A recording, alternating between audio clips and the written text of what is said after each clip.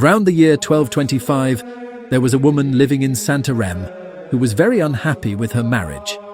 She was convinced that her husband did not love her and was unfaithful. She tried all the possible means to bring back her husband without any results. Desperate before her situation, she turned to sorcery, visiting the soccer of the town. She promised her that her husband would again love her like before, but with the condition that she would pay her with a consecrated host. This frightened very much the woman. She knew this to be a sacrilege, but finally yielded to it. After receiving communion in her parish church of St. Stephen, she did not consume the host, but left the church, immediately took the host out of her mouth and placed it in her headscarf. On her way to the sorcerer's house, the holy host started to bleed.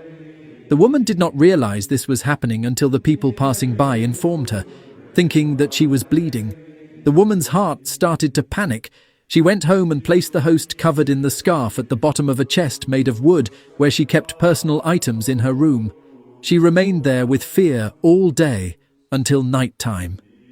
When her husband arrived late that evening, they went to sleep, with the possibility that she herself did not rest much. The guilt of her sin tormented her, and also the idea that perhaps the host continued to bleed. In the darkness of the room, a great miracle occurred. From the chest, brilliant rays of light shined through, allowing the couple to awaken. They saw a spectacular vision of angels adoring the holy host bleeding. The woman no longer contained herself and confessed the great sin to her husband. Both repented and spent the rest of the night kneeling in adoration and reparation before the miraculous host. The next morning, they informed the parish priest. He went to the house and heard the story from the woman. The priest returned the host to the church of St. Stephen in a solemn procession, accompanied by many priests and lay people. The host continued to bleed for 3 days. Finally, it was decided to place the holy host, still bleeding, in a reliquary made of beeswax. The priest enclosed the holy host in the beeswax reliquary and placed it in the tabernacle. This is where the second miracle occurred. Some time later, when the tabernacle was opened, another miracle was discovered. The wax that had encased the host was found broken into pieces, and the host was found miraculously enclosed in a crystal pyx, along with the precious blood. This was later placed in a gold and silver pear-shaped monstrance with a sunburst of 33 rays, in which it is still contained today.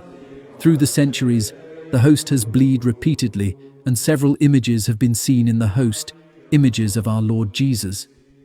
Among the many witnesses is Saint Francis Xavier, the missionary apostle of India, who saw the sanctuary of the miracle before departing to the missions.